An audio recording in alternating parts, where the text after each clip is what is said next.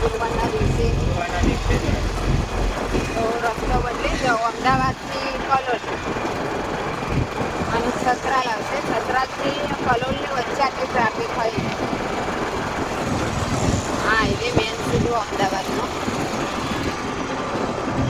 દર ગુરુવારે કરે. દર ગુરુવારના દારે આવવું હોય. છેક લાગી ટ્રાફિક બંધ થઈ ગયું. એ ખુલ્લા છે.